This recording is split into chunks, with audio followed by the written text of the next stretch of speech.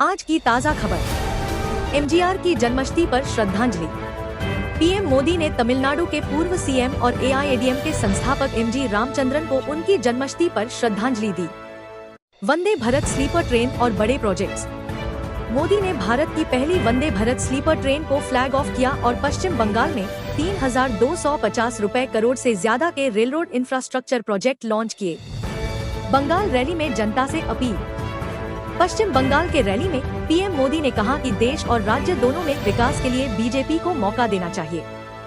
उन्होंने युवा वोटरों और विकास पर जोर दिया।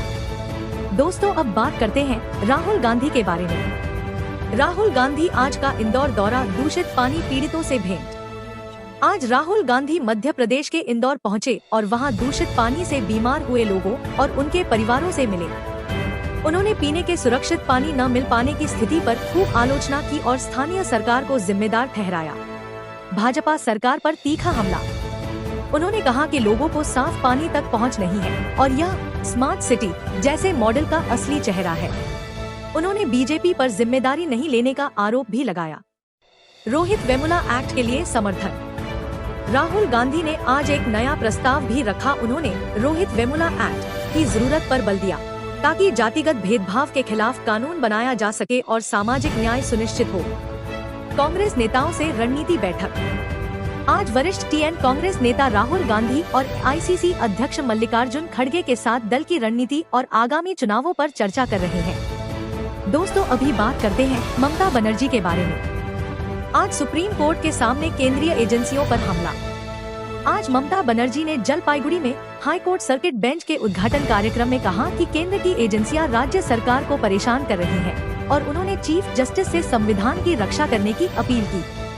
उनका कहना रहा कि नागरिकों के अधिकारों की सुरक्षा सर्वोपरि है। चुनावी पहचान और वोटर संबंधी विवाद। ममता बनर्जी ने इलेक्शन कमीशन (ईसीआई) पर आलोचना की है, यह कहते हुए कि कुछ बांटी गई पहचान शीर्षक सर्टिफिकेट्स स्वीकार नहीं किए जा रहे हैं, जिससे मालदा समेत कई लोगों के वोटर सूची से नाम हटने का खतरा है। उन्होंने ईसीआई पर पक्षपात का आरोप लगाया। भाजपा पर तीखे आरोप। भाजपा नेता संबित पात्रा और अन्य केंद्रीय भाजपा नेताओं ने आज बयान दिया है कि ममता बनर्जी रोहिंग्या और बांग्लादेशियों को बचाकर रखना चाहती है, एक आरोप जो टीएमसी ने खारिज किया है। केंद्रीय एजेंसियों का मामला, सुप्रीम कोर्ट सुनवाई। सुप्रीम कोर्ट ने ईडी के आईपैक मामले में याचिका पर नोटिस जारी किया है और एफआईआर को रोक दिया है, जिसमें यह सवाल उठाया गया है कि क्या एजेंसियां राज्य सरकार के कार्य में बिना कारण दखल दे रही हैं। ममता बनर्जी का पूरा फोकस केंद्र राज्य तनाव और चुनावी मुद्दों पर है। वे चुनावी पहचान, वोटर लिस्ट बटास विवाद, ईडी आलोचनाओं और सुप्रीम कोर्ट मामलों को लेकर सक्रिय है। राजनीतिक बयानबाजी आज दोपहर भी तेज रही। भाजपा और टीएमसी के बीच आरोप प्रत्यारोप जारी है, खासकर वोटर संबंधित मामलों पर। उन्होंने अपने भाषण में नागरिकों के अधिकारों और लोकतंत्र की रक्षा को प्रमुखता दी। दोस्तों, अभी बात करते हैं योगी आदित्यनाथ के बारे में। मणिकर्णिका घाट विवाद पर योगी का बयान।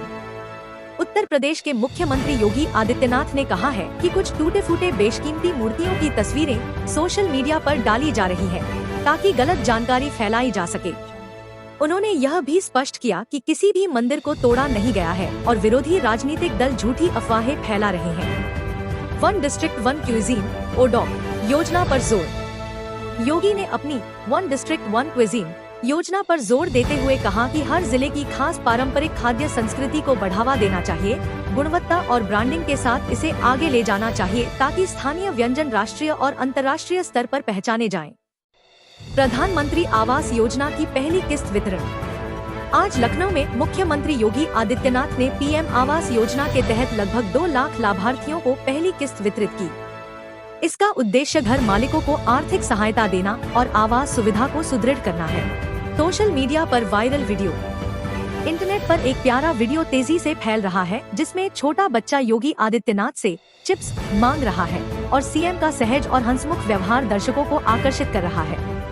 काशी वाराणसी में बड़े प्रोजेक्ट्स। योगी आदित्यनाथ ने कहा कि यूपी में 55,000 करोड़ से ज्यादा के विकास प्रोजेक्ट्स काशी वाराणसी में स्वीकृत किए गए हैं, जिससे संस्कृति, पर्यटन और इंफ्रास्ट्रक्चर को आगे बढ़ाने में मदद मिलेगी। दोस्तों, अभी बात करते हैं अखिलेश यादव की। बीजेपी पर आरोप और विपक्ष की राजनीति। समाजवादी पार्टी (एसपी) के राष्ट्रीय अध्यक्ष अखिलेश यादव ने आज भारतीय जनता पार्टी (बीजेपी) पर जमकर हमला बोला। उन्होंने कहा कि बीजेपी विभाजन की राजनीति करती है और विकास के बजाय जनता को बांटने की राजनीति को बढ़ावा देती है। उन्होंने सपा के विकास दृष्टिकोण वाले विजन पर जोर दिया। ए.आर. रहमान विवाद पर समर्थन। हाल ही में ए.आर. रहमान के एक बयान को लेकर विवाद फैल रहा है और अखिलेश यादव ने उनके बयान के समर्थन में प्रतिक्रिया दी। यह राजनीति और सांस्कृतिक बहस का हिस्सा बन गया है। भुवनेश्वर में बीजेडी नेता से मुलाकात। अखिलेश यादव ने ओडिशा में बीजेडी बीजू जनता दल के नेता और पूर्व मुख्यमंत्री नवीन पटनायक से मुलाकात की और उनके विकास कार्यों की सराहना की है। ऐसा माना जा रहा है कि यह विपक्षी राजनीतिक गठजोड़ को मजबूत करने की दिशा में एक कदम है। अखिलेश यादव आज राजनीतिक मोर्चे पर बीजेपी पर तीखा हमला बोल रहे हैं। वह विकास और एकता के नारे के जरिए अपनी पार्टी की पहचान बनाने की कोशिश कर रहे हैं। साथ ही वह दूसरे विपक्षी नेताओं के साथ सहयोग और समर्थन की बात भी कर रहे हैं।